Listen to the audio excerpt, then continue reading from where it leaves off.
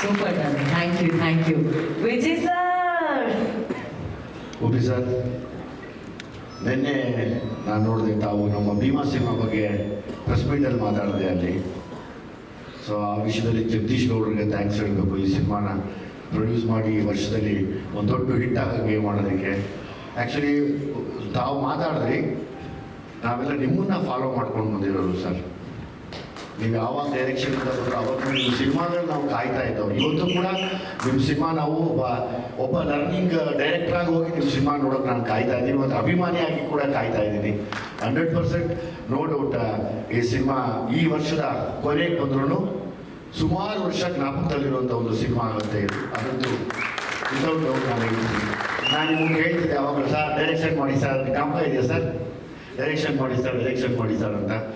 So ಅವರೆಲ್ಲ busy ಇರೋರು, mostly ಅವ್ರು ಮಾಡ್ದಾಗ ಕರೀತಾರೆ ಅಂದ್ಕೊಂಡೆ. ಶ್ರೀಕಾಂತ್ ಅವ್ರ ಮೇಲೆ ತುಂಬ ಆಸೆ ಇತ್ತು, ಹೆಂಗೂ ಸಲಗ ಮಾಡಿದ್ರು ಮೆತ್ತಿಗೆ ಹೇಳ್ಕೊಂಡೋಗಿ ಬಿಡ್ತಾರೇನೋ ಸರ್, ನಮ್ಮವರ ಸರ್ ಇವ್ರು ವರ್ಕಾಗಕ್ಕೆ ಬನ್ನಿ ಸರ್ ಅಂತ. ಅದು ಮಾಡಲಿಲ್ಲ ಅವರು.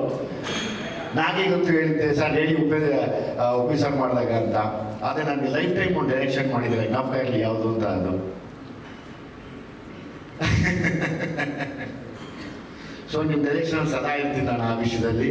ಹಂಗಾಗಿ ಬರುವಂಥ ಯಾರೇ ನಿರ್ದೇಶಕರಾಗಲಿ, ನೀವೊಂದು ನಾ ಅವತ್ತೇ ಹೇಳಿದ್ದೆ, ಇವರು godfather to the Kannada industry as a director ಅಂತ. ನಾವೆಲ್ಲ ಬಂದರೆ ನಿಮ್ಮ ಶಿಷ್ಯರಾಗಿ ನಿಮ್ಮ ದಾರಿನ ಹುಡ್ಕೊಂಡು ಬಂದಂಥವ್ರು. ಸೊ ಹಂಗಾಗಿ ಯಾವತ್ತಿದ್ರು ನಿಮ್ಮ ಡೈರೆಕ್ಷನ್ಗೆ ನಾವು ಕೂಡ ಒಬ್ಬ ಅಭಿಮಾನಿಯಾಗಿ ಕಾಯ್ತಾ ಇರ್ತೀನಿ. ಒಳ್ಳೇದಾಗತ್ತೆ ಕೂಡ. Lahari sir, Velu sir, Srikanth sir, Shivanna ಯಾವಾಗಲೂ ಒಂದು ಫಂಕ್ಷನಲ್ಲಿ ಹೇಳಿದರು, ಶ್ರೀಕಾಂತ್ ಬಿಡಮ್ಮ ಚೆನ್ನಾಗಿ ಗೊತ್ತು, ಏನಿಲ್ಲ ಅಂದರೆ ಹೋಗೋದಿಲ್ಲ, ಏನೋ ಇದ್ರೆ ಮಾತ್ರ ಹೋಗೋದು ಅಂತ.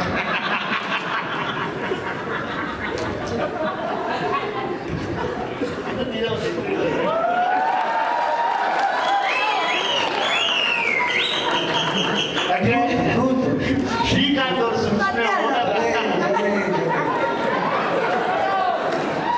ಶ್ರೀಕಾಂತ್ ಇದ್ದಾರೆ ಅಂತ ಏನೋ ಒಂದು ಬೇರೆ ಲೆಕ್ಕಾಚಾರಣೆ ಆಗುತ್ತೆ. ಒಳ್ಳೇದಾಗತ್ತೆ ಕೂಡ. ಒಳ್ಳೆ ಮನಸ್ಸು. ನಾಗಿ ಪುನೀತ್ ಎಲ್ಲ ಸಿಕ್ಕಾಪಟ್ಟೆ ವರ್ಕ್ ಮಾಡ್ತಾ ಇದ್ದೀರಾ. ಉಪ್ಪಿ ಸಾರ್ನ ಅವರ ಆಲೋಚನೆಗಳು ತಕ್ಕನಾಗಿ ನೀವು ಸಪೋರ್ಟ್ ಮಾಡಿ ಇವತ್ತು ಎಲ್ಲರೂ ದೊಡ್ಡ ವಿಷಯದಲ್ಲಿ ನಿಂತಿದ್ದಾರೆ. ಈ ಸಿನಿಮಾ ಖಂಡಿತವಾಗ್ಲೂ ಸುಮಾರು ವರ್ಷ ಜ್ಞಾಪಕ ಇಟ್ಕೊಳ್ಳೋಂಥ ಒಂದು ಅದ್ಭುತವಾದ ಪ್ಯಾನ್ ಇಂಡಿಯಾ ಸಿನಿಮಾ ಆಗಲಿ ನಾನು ದೇವರಲ್ಲಿ ಕೇಳ್ಕೊತೀನಿ sir. Thank you very much. Thank you Vijay sir.